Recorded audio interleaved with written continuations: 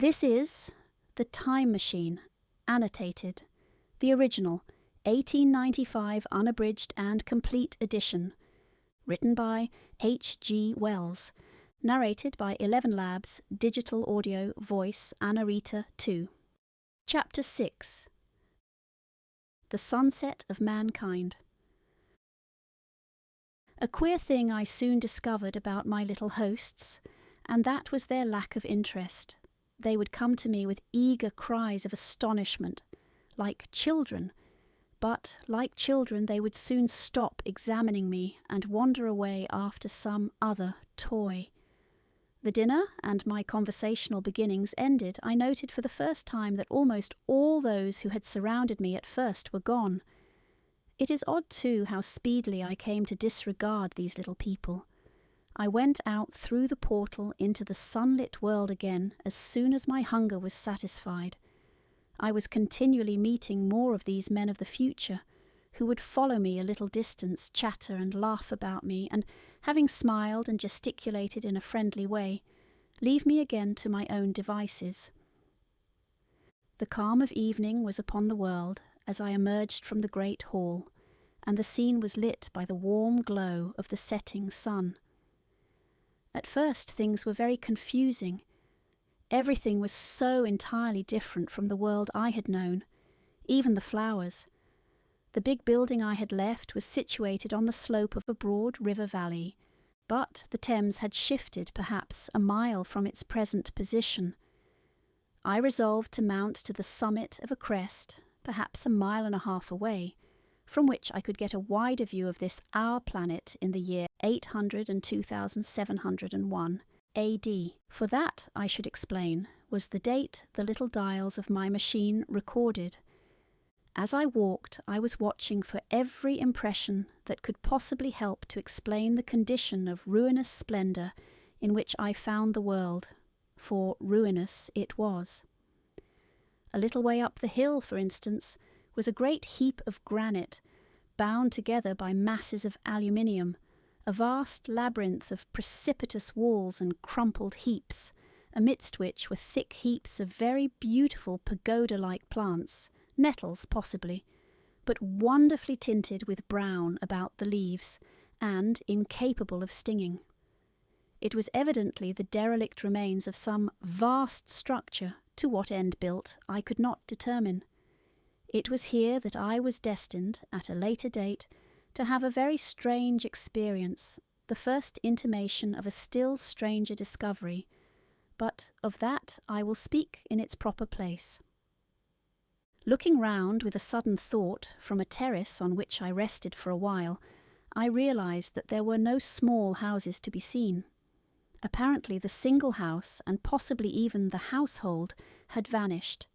Here and there among the greenery were palace-like buildings, but the house and the cottage, which form such characteristic features of our own English landscape, had disappeared.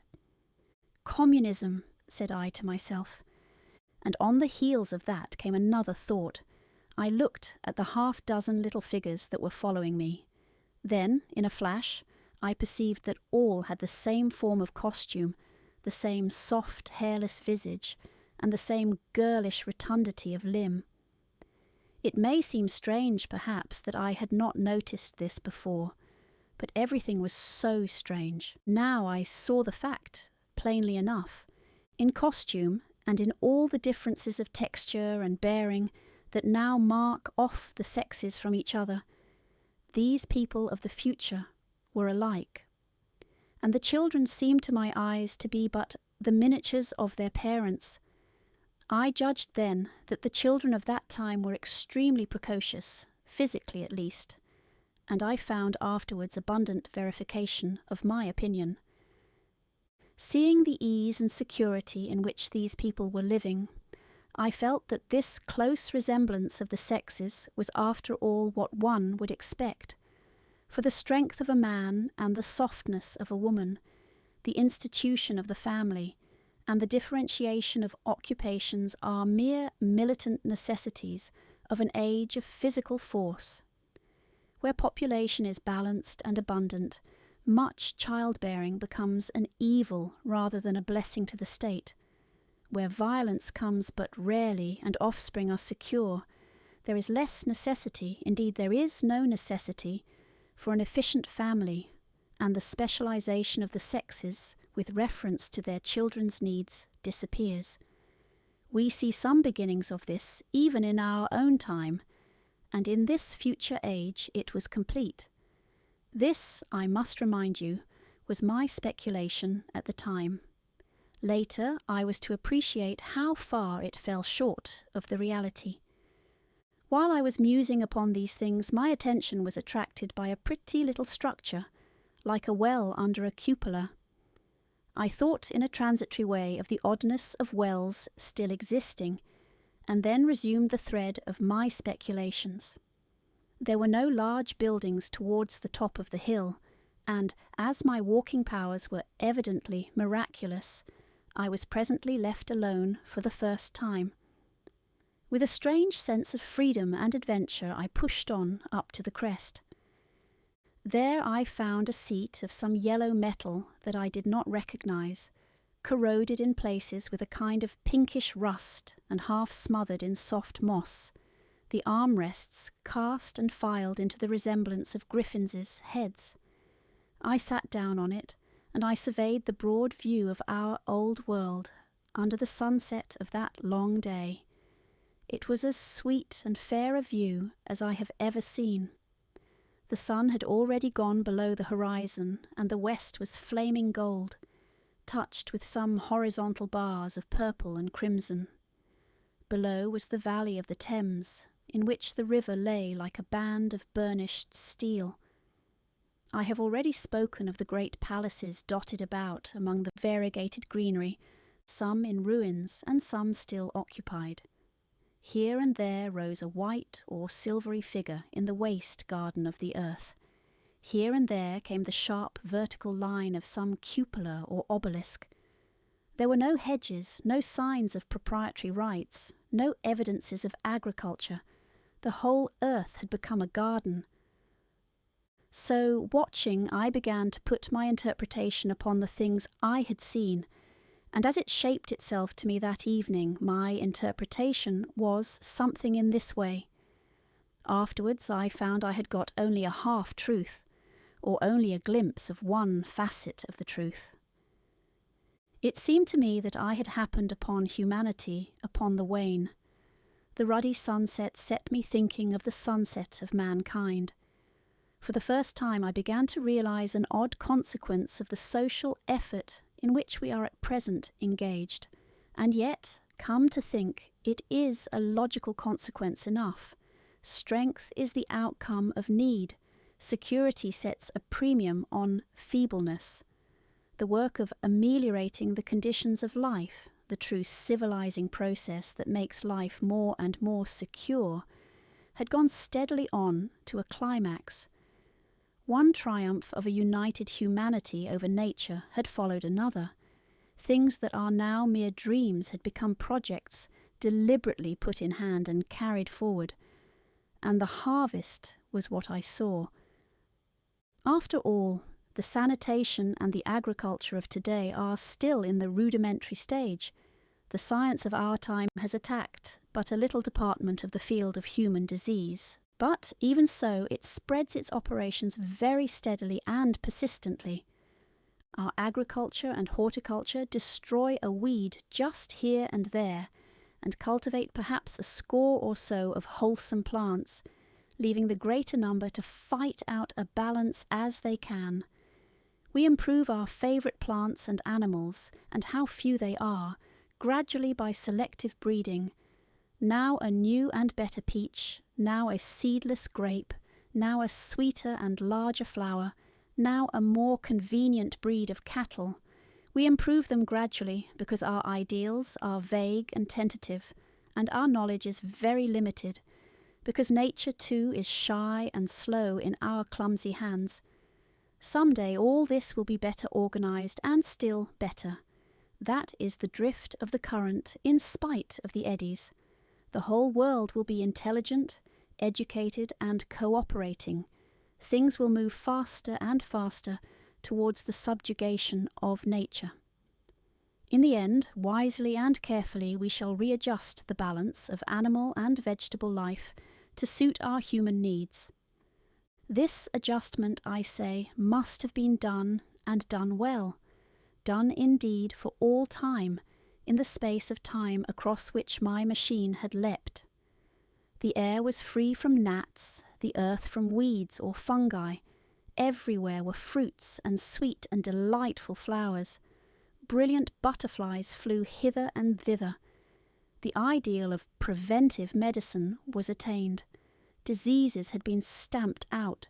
I saw no evidence of any contagious diseases during all my stay, and I shall have to tell you later that even the processes of putrefaction and decay had been profoundly affected by these changes. Social triumphs, too, had been affected.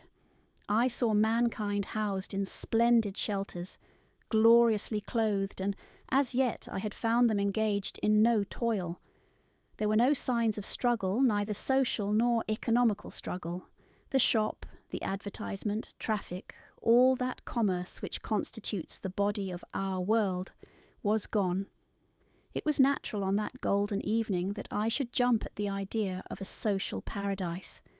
The difficulty of increasing population had been met, I guessed, and population had ceased to increase. But with this change in condition comes inevitably adaptations to the change.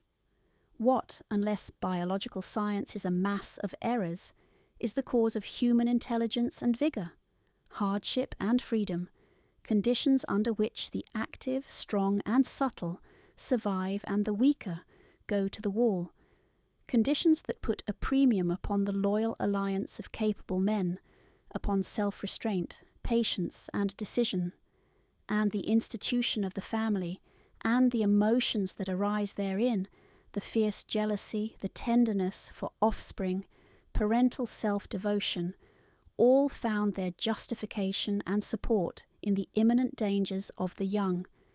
Now, where are these imminent dangers?